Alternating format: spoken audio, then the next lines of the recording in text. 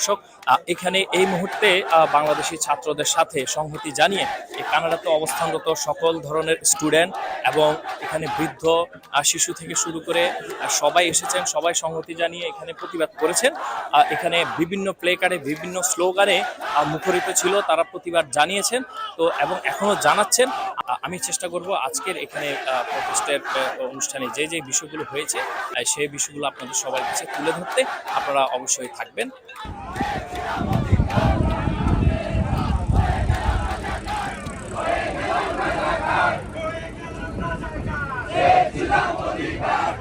তো আমি পর্যায়ক্রমে বিভিন্ন জনের কাছ থেকে জানতে চাইবো যে আসলে তারা কেন এসেছেন বা তারা কোন অধিকার নিয়ে আজকে এই সমাবেশে এসেছেন। সো আমার সাথে থাকুন। আজকে আমরা ভ্যাঙ্কুভারের শুধুমাত্র ছাত্ররাই নয়, অনেক এখানে যারা আমরা বাংলাদেশি কানাডিয়ান আছি, অনেকেই আসছি।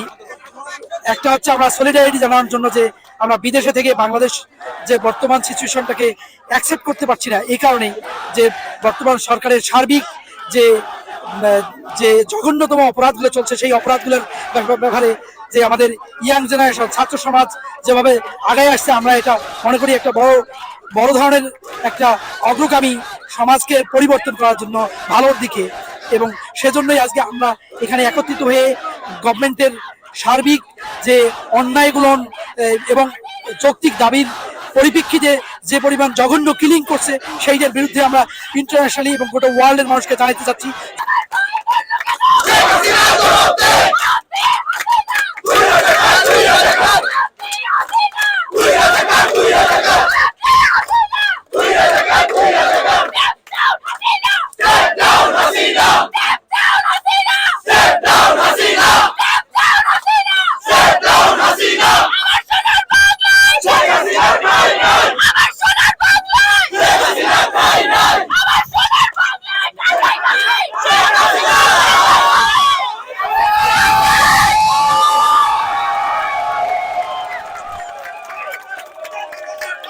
বাংলাদেশে একটা স্বাধীন গণতান্ত্রিক দেশে আমাদের প্রোটেস্ট করা একটা সিভিল একটা আমাদের অধিকার।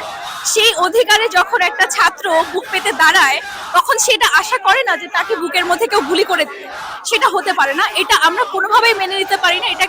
এটা একটা গণতান্ত্রিক দেশে এটা কোনোভাবেই সম্ভব না যে আমাদের নিরস্ত্র ছাত্র ছাত্রী এবং সাধারণ মানুষের উপর আমরা প্যারা মিলিটারি এবং পুলিশ দিয়ে আমরা হামলা করছি। এটা আমরা তীব্র প্রতিবাদ করি এবং আমরা চেষ্টা করছি বাইরে থেকে সবাই মিলে যাতে আমরা যতটুকু অ্যাওয়ারনেস করতে পারি, যত মানুষকে জানাতে পারি। আমাদের চোখ কান বন্ধ করে দিয়েছে, কিন্তু আমরা তো মরে যাই নাই, আমরা আছি বাইরে থেকে, আমরা আমাদের দেশের সাথে আছি। আমরা ওদের হয়ে, আমাদের হয়ে ওরা যেরকম লড়াই করেছে, ওদের হয়ে আমরা এখানে লড়াই করে যাচ্ছি।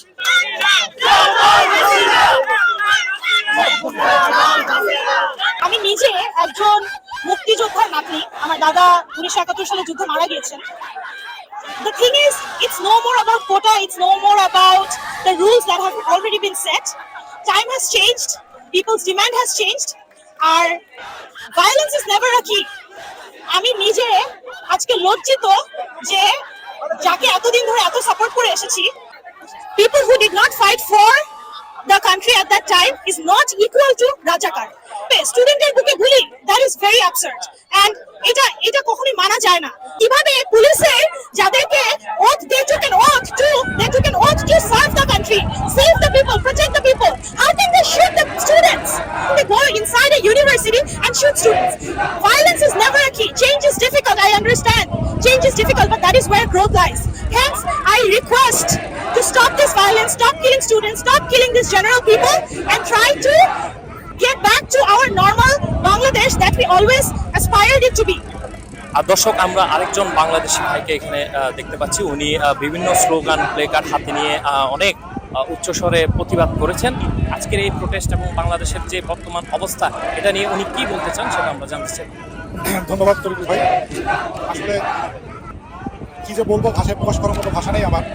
বাংলাদেশে এখন আপনারা সবাই জানেন যে প্রথা বিরোধী একটি যে একদম নৈতিক এবং যৌক্তিক দাবি নিয়ে ছাত্ররা আন্দোলন করছে। এই আন্দোলনের উপরে সরকারের যে ন্যাক্কারজনক হামলা, এই হামলার প্রতিবাদে মূলত আমরা এখানে জড়ো হয়েছি। আমাদের দাবি একমাত্র এখন আর আমাদের প্রধান দাবি নেই, আমাদের দাবি একমাত্র সরকারকে এখন তার ক্ষমতা থেকে বিতাড়িত হয়ে এই ছাত্র সমাজের কাছে করজোরে মাপ চেয়ে দেশ থেকে বিদায় নিতে হবে। এছাড়া আমাদের আর কোনো দাবি নেই।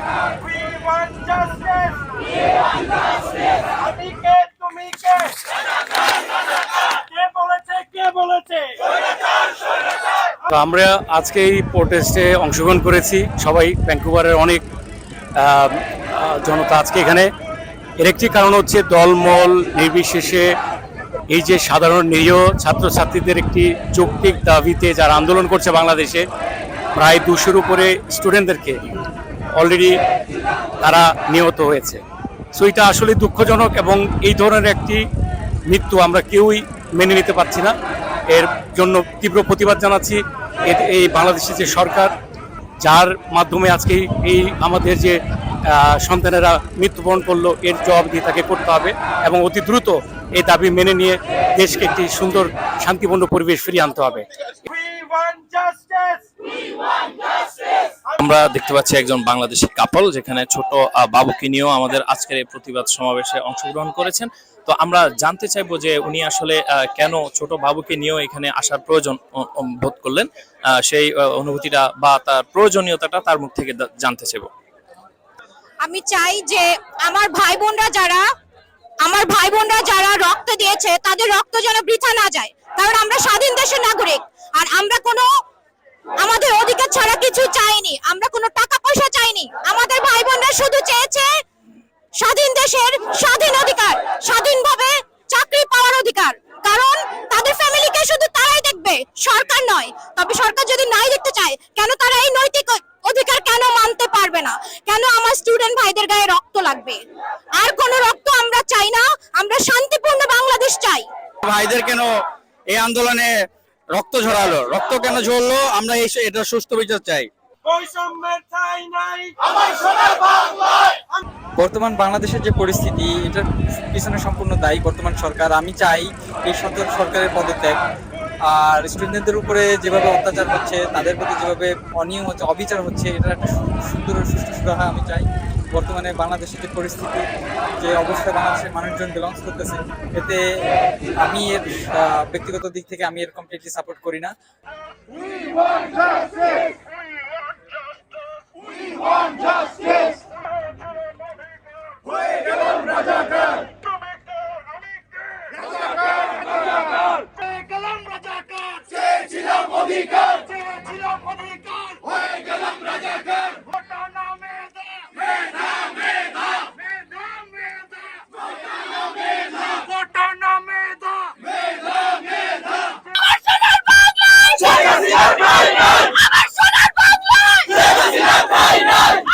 দর্শক, আপনারা দেখতে পাচ্ছেন ওর সাথে একটি ছবি রয়েছে, যেটি হৃদয় বিদারক একটি ছবি।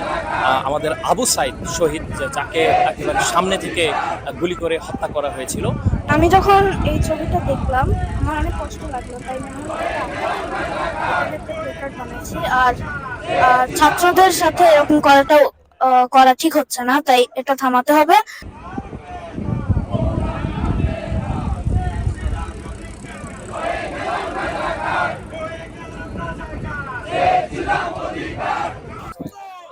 আপনারা দেখতে পেলেন যে এখানে বিভিন্ন শ্রেণী পেশার মানুষ, যারা বিভিন্ন স্লোগান নিয়ে আমাদের বাংলাদেশে যারা প্রোটেস্ট করেছিল, স্টুডেন্ট কোটা বিরোধী আন্দোলনের সাথে একাত্মতা পোষণ করে তারা বিভিন্ন ধরনের স্লোগান দিয়ে মুখরিত করে ফেলেছিল কানাডার ব্রিটিশ কলম্বিয়ার ভ্যানকুভার এই শহরে।